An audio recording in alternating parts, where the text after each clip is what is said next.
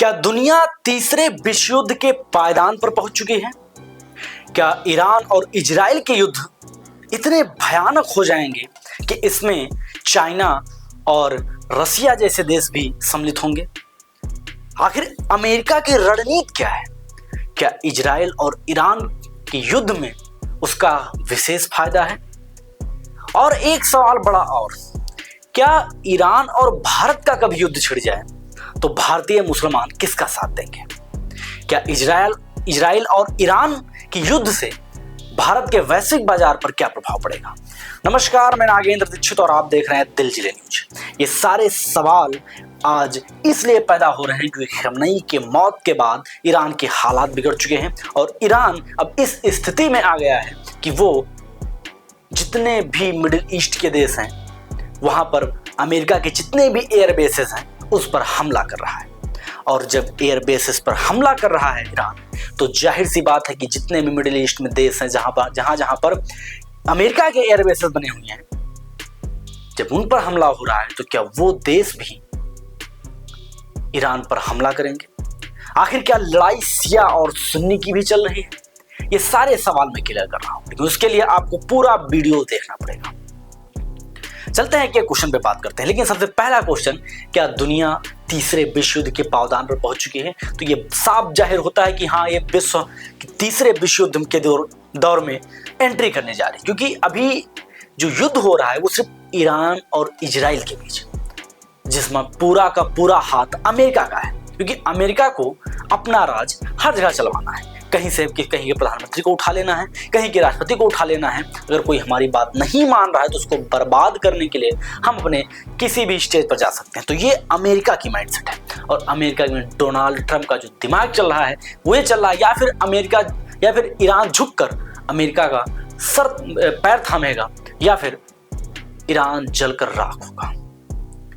हालांकि ईरान भी कमजोर देश नहीं है, वो इतनी जल्दी जलकर राख नहीं होगा, लेकिन जब एक तरफ जहां पर कतर, सऊदी अरेबिया, ये सारे देश ईरान के विपक्ष में खड़े हों, वहां पर क्या होगा? कई सवाल खड़े हो रहे हैं इस चीज में। खमेनी के मौत के बाद खमेनी के बेटे अब खमेनी की गद्दी पर बैठेंगे और वहां का सिस्टम संभालेंगे। खमेनी के जो बेटे हैं मुजतबा, वो अब ये ऐलान कर चुके हैं कि अब हम चुप नहीं बैठेंगे। हमारे बाप खमेनी की मौत हुई है तो जाहिर सी बात है कि आपको भी हम शांत नहीं बैठने देंगे।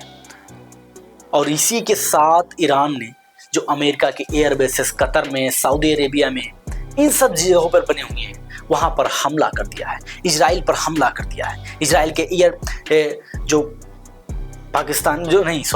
इजराइल का जो सैन्य संगठन है और जहां पर सैन्य का प्रमुख है वहां पर भी हमला किया है। ये उसका दावा, ईरान का दावा है।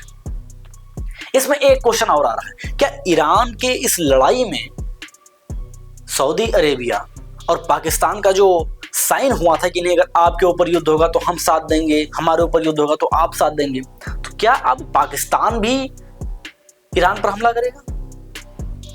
और अगर ईरान पर पाकिस्तान हमला करेगा तो जो पाकिस्तान में जो मुस्लिम हैं, जो ईरान में खमेनी के मौत पर दुख जता रहे थे, रो रहे थे, वो किसके साथ देंगे? क्या गृह युद्ध पाकिस्तान में छिड़ेगा? इसका दूसरा प्ररूप ये है कि उसी प्रकार भारत में जो भारतीय मुसलमान हैं, अगर भारत और ईरान के बीच युद्ध होता है, अगर भारत इजराइल का साथ देता है तो क्या भारतीय मुसलमान किसका साथ देगा? क्या वो ईरान का साथ देगा या फिर वो भारत का साथ देगा? ये सारे सस्पेंस बने होंगे। आपको बता दें कि 130 से ज्यादा ईरानी नागरिक की मौत हो चुकी है। जब 28 फरवरी को इजराइल ने हमला किया और उस हमले में खमेनी की मौत हुई है, तो उस मौत से कई देशों में मातम छाया है। और मातम यहां इंडिया में भी, जैसे कश्मीर में, लखनऊ में, कर्नाटक कुछ इलाकों में देखने को मिल रहा है। आपको बता दें कि खमेनी की मौत का एक बड़ा कारण यह भी बन रहा है कि जो चाइना का एयर डिफेंस सिस्टम था वो फेल हो गया है। देखिए, यहां पर चाइना की भी बदनामी हो रही है कि उसका एयर डिफेंस सिस्टम जो ईरान के पास था वो फेल हुआ है और उसी के कारण से खमेनी की मौत हुई है। तो इसमें जापान की भी बदनामी है। क्या जापान अपने अस्तित्व को बचाने के लिए ईरान का साथ देगा? और अगर जापान ईरान का साथ दे रहा है तो फिर विश्व युद्ध का कारण बनेगा या नहीं बनेगा? देखिए, अमेरिका की बड़ाई, डोनाल्ड ट्रंप की बड़ाई जापान भी नहीं सह सकता। जापान को बुरा लगता है। तो क्या इस युद्ध में जापान भी साथ जाएगा? क्या इस युद्ध में रसिया भी साथ जाएगा?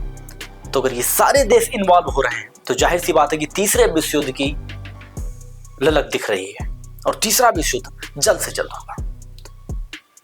एक बड़े क्वेश्चन पर आते हैं जो हमने किया कि इजराइल और ईरान के युद्ध में भारत का क्या नुकसान। तो मैं आपको बता दूं कि ईरान से जो पूरा मिडिल ईस्ट है वहां से तेल आता है कच्चा, और कच्चा तेल जो यहाँ पर आता है, यहाँ पर रिफाइन होता है, उसके बाद जो पेट्रोल, डीजल, केरोसिन होता है, उससे भारतीय मोटर चलते हैं। तो अगर वहां से ये आना बंद हुआ तो जाहिर सी बात है जो हम पेट्रोल आज 100 रुपये लीटर पा रहे हैं वो हमारे 300, 400, 500 तक पहुंच जाएंगे। तो भारत के वैश्विक बाजार पर भी बड़ा प्रभाव पड़ेगा, महंगाई बढ़ेगी। जितने भी आप इलेक्ट्रॉनिक सामान देख लीजिए मोबाइल के, वो भी पार्ट महंगे हो जाएंगे। तो कहीं ना कहीं ये प्रभाव जो है ईरान और इजराइल के बीच का, ये प्रभाव भारत पर भी पड़ेगा। तो हालांकि भारत ने ये कहा है कि हम शांति का आह्वान करते हैं, हम चाहते हैं कि दोनों देश में जो लड़ाई हो रही है ये शांति का रूप ले, ये मतलब बंद हो जाए। लेकिन होता क्या है ये हमको देखना है। आपको बता दें कि तेहरान में जब खेमनेई की मौत हुई तो बंकर ब्लास्टर जो बम है उसी के चलते मौत हुई है। ये बंकर ब्लास्टर जो बम होता है ये बहुत ही खतरनाक, और इसी के चलते जब जापान का एयर डिफेंस सिस्टम वहां पर ध्वस्त हुआ, उसका ना काम करना ही खेमनेई की मौत का बड़ा कारण बना।